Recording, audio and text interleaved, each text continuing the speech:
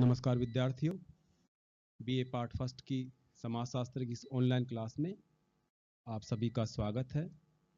जैसा कि हम paper second society in India Bharat में समाज पढ़ रहे हैं, तो आज का हमारा टॉपिक है भारतीय समाज का क्षेत्रीय परिदृश्य, फील्ड व्यू।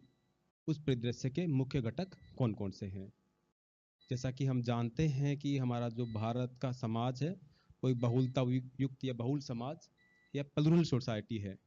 इसमें बहुत सारी प्रजातियों, संस्कृतियों, भाषाओं और भिन्न भिन्न भौगोलिक प्रदेशों में हमारा जो समाज है वो फैला हुआ है, बटा हुआ है।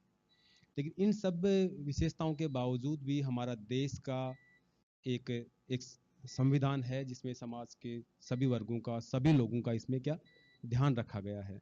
तो ये हमारे भारत के हमारा जो भारत है इसकी एक अन्यतम विशेषता है कि इन इतनी विभिन्नताओं के बावजूद भी हम संगठित रूप से एक साथ हैं, राष्ट्र की भावना इसमें है।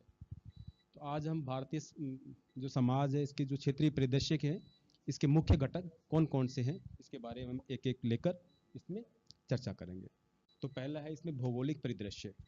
भौगोलिक परिदृश्य भारतीय समाज, पहला भौगोलिक परिदृश्य।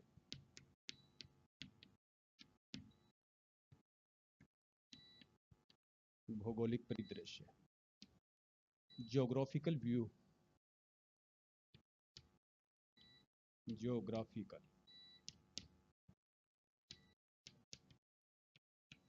जैसा कि हम जानते हैं कि हमारे भारत बहुत विशाल देश है। इसका जो क्षेत्रफल है 32,87,000 वर्ग किलोमीटर है, जो कि अपने आप में बहुत ही बड़ा क्षेत्र है। और ये एशिया महाद्वीप का सबसे बड़ा देश हमारा देश है।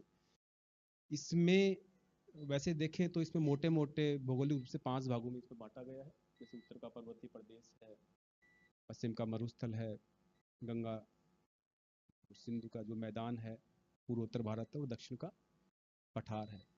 इसमें अलग अलग यहाँ पर जलवायु है। उसी प्रकार से यहाँ पर जो वेशभूषा है, खान पान है, तो इस कारण से इसमें पर्याप्त भिन्नता या बहुत ज़्यादा भिन्नता हमारे देश के लोगों में पाई जाती है। इन सब के बावजूद भी हमारी एक संगठित एक संस्कृति है और हम एक भारत देश में रहते हैं और हमारा एक संविधान है जिसमें सब लोग साथ साथ में रहते हैं। दूसरी जो समाज का क्षेत्रीय परिदृश्य है, इसका जो दूसरा जो महत्वपूर्ण घटक है वो है धार्मिक परिदृश्य। धार्मिक परिदृश्य, हमारे देश में विश्व के लगभग सभी धर्म कम ज़्यादा मात्रा में इसमें पाए जाते हैं। सबसे ज़्यादा जो जनसंख्या है हमारे हिंदू धर्म की है, उसमें लगभग 80% जनसंख्या भारत की है। फिर मुस्लिम धर्म है, उसमें लगभग 14% लोग मुस्लिम धर्म के हैं। तीसरे नंबर पे जो ईसाई धर्म है उसमें लगभग 2.3% लोग ईसाई धर्म के लोग हैं। फिर सिख धर्म को मानने वाले लगभग 0.2% लोग हैं, और बौद्ध धर्म को मानने वाले 0.7%, और जैन धर्म को मानने वाले 0.4% हैं। बाकी अन्य धर्म भी कम संख्या में इसमें पाए जाते हैं।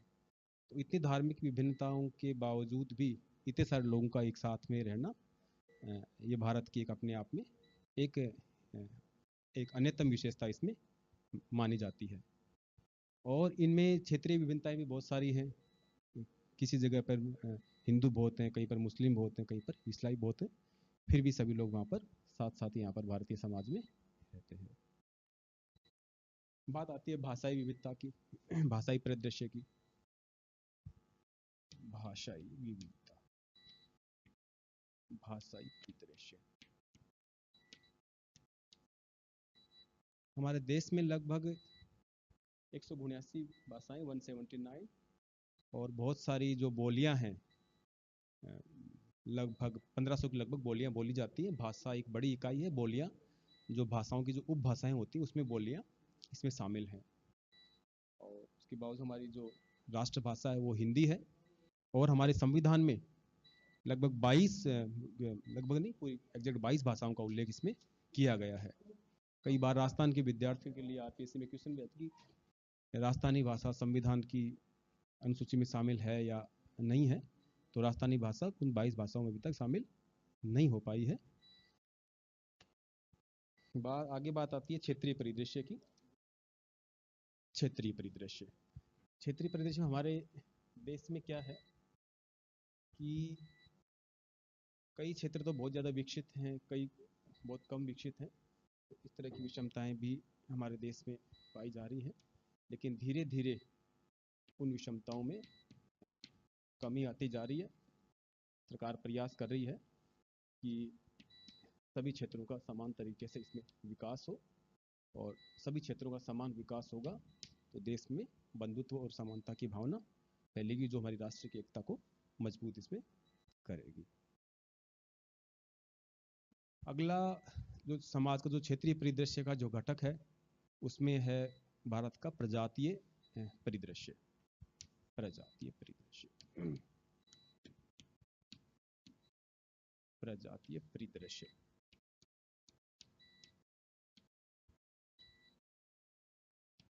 हमारे देश में विश्व की सभी प्रजातियों के लोग पाए जाते हैं, और बाहरी आक्रमण भी हमारे ऊपर बहुत हुए, और बाहर के लोग आक्रमणकारी भी यहाँ के बस गए और हमारे देश में ही इसमें समाहित हो गए। और जो विश्व की जो 3 प्रजातियां हैं मुख्य रूप से कोकेशाइड, मंगोलैड और निग्रोइड, उन तीनों प्रजातियों के लोग और जो संकरित प्रजातियां हैं सबके लोग यहाँ पर काले, पीत वर्ण और श्वेत वर्ण के रूप में सभी प्रजातियों के लोग हमारे देश में पाए जाते हैं। जैसा कि हम समाचार पत्रों में पढ़ते रहते हैं कि विश्व के अनेक देशों में प्रजातीयता के आधार पर भी झगड़े वैमनस्य इस तरह के होते रहते हैं, ताकि हमारे यहाँ ऐसी स्थिति नहीं है। सभी लोग आपस में एक बंधुत्व की भावना से साथ साथ रहते हैं। फिर आता है जनसंख्या परिदृश्य, डेमोग्राफिकल व्यू। जनसंख्या परिदृश्य,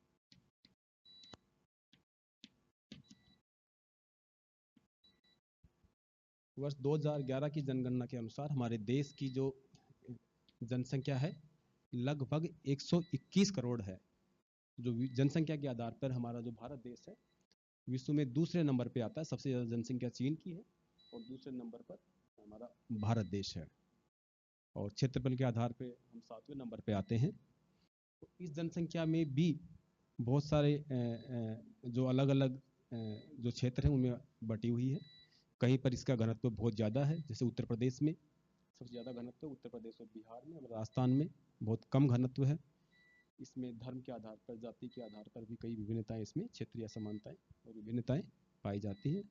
इन सब के बावजूद भी सब लोग एक साथ यहाँ पर सही तरीके से रहते हैं। एक आता है, अगला बात करें सांस्कृतिक परिदृश्य की। हमारे जो भारत देश है वो अलग अलग संस्कृतियों वाला देश है। सांस्कृतिक परिदृश्य, सांस्कृतिक परिदृश्य। हमारे देश में अलग अलग संस्कृति के लोग रहते हैं। यहाँ पर अलग अलग भाषा, वेशभूषा, खान पान, पहनावा, कला, संगीत, नृत्य, इन सब में बहुत ज़्यादा इसमें भिन्नता पाई जाती है। इसका कारण यहाँ की अपन जलवायु को भी ले सकते हैं, अलग अलग जो धर्म हैं उसका भी इसका कारण है। लेकिन इन सब के बावजूद भी ये विभिन्नता कई देशों में तो आपस में एक बंटवारे का कारण बनती है, लेकिन हमारे यहाँ पर जैसे इंद्रधनुष के 7 रंग हैं उस तरह से भारत में सब लोग आपस में इन सब विभिन्नताओं के बावजूद भी साथ में रहते हैं। इसके बावजूद, इसके अलावा और क्षेत्रीय परिदृश्य का जो घटक वो देखें तो इसमें एक और बहुत ज़्यादा संपन्न वर्ग है, दूसरी तरफ बहुत ज़्यादा अभावों से जूझते हुए लोग भी हमारे देश में इसमें मिल जाएंगे। और कहीं ना कहीं ऐसी जो चीज़ें हैं वो एक असंतोष को जन्म देती हैं। फिर भी सरकार इसमें प्रयास कर रही है कि इस तरह का असंतोष कम से कम इसमें हो, और कमोबेश हमारे देश की स्थिति इसमें लगभग ठीक है। अगला जो इसमें क्षेत्रीय परिदृश्य का जो घटक है वो है जनजातीय परिदृश्य। तो हमारे देश में बहुत सारी जनजातियां पाई जाती हैं। कुछ जनजातियां अब भी अपनी आदिम अवस्था में इसमें हैं, जैसे कि आप लोग पूर्व में पढ़ा होगा कि जो दक्षिण भारत में टोडा जनजाति है वो भैंस पालन के द्वारा अपना जीवन यापन करती है। हमारे राजस्थान में बहुत सारी जनजातियाँ मुख्य रूप से अपने उदयपुर संभाग में पाई जाती हैं, जैसे भील, मीणा, गरासिया, शहरिया, कोटा संभाग में जनजाति पाई जाती है। दूसरे जनजातियों के आधार पर भी हमारे देश में बहुत सारी विभिन्नता इसमें यहाँ पर है। एक आता है जातीय परिदृश्य। तो हमारे देश में बहुत सारी पहले, जैसे कि पहले कक्षाओं में आपको बताया है कि शुरुआत में हमारे यहाँ पर 4 वर्ण थे और कालांतर में वो 4 जो वर्ण थे अलग अलग उपवर्णों में या जातियों और उपजातियों में बनके बहुत सारी जातियाँ हमारे यहाँ पर बट गई हैं। और उन जातियों के कहीं ना कहीं पैसे भी पहले बटे हुए थे, उनमें वर्तमान में काफ़ी इसमें शिथिलता यहाँ पर इनमें आ गई है। और कहीं कहीं इसका जो जातीय व्यवस्था है, इसने जातिवाद का रूप भी इसमें ले लिया है। तो आपस में कहीं ना कहीं वैमनस्य की तत्व इसमें दिखाई इसमें दे रहे हैं। तो इन्हें भी दूर करने की इसमें आवश्यकता हमारे देश में है। तो इस प्रकार से जो क्षेत्रीय परिदृश्य हैं, तो जो क्षेत्रीय परिदृश्य के आधार पर अध्ययन करने वाले जो समाजशास्त्री थे, उन्होंने हमारे भारत देश का जो क्षेत्रीय परिदृश्य है इसका वर्णन किया। पहला हमने इसमें देखा था जो कि टेक्सुअल व्यू था। टेक्सुअल व्यू में पुरानी जो किताबें थी, जो लिपि थी, जो प्रतीक चिन्ह थे, उनको देख करके, सिर्फ पाठ्य चीज़ों को देख करके समाज का वर्णन किया। और आज जो हमारे समाज का जो वर्णन किया गया था, इसमें देख करके सावधानी पूर्वक इसका अवलोकन करके भारतीय समाज का ये जो परिदृश्य आपके सामने मोटा मोटा इसमें बताया गया है। ये आप एग्जाम में आएंगे तो लिखेंगे। आगे की कक्षाओं में जो हमारी नेक्स्ट क्लास होने वाली है कि क्षेत्रीय परिदृश्य के आधार पर किन किन समाजशास्त्रियों अध्ययन किया, तो हमारे जो सिलेबस में है वो एम.एन. श्रीनिवास साहब का है। तो आगे क्लास में हम एम.एन. श्रीनिवास का क्षेत्रीय परिदृश्य के बारे में जो उनकी जो फाइंडिंग्स हैं उनके बारे में पढ़ेंगे। तब तक के लिए नमस्कार, धन्यवाद।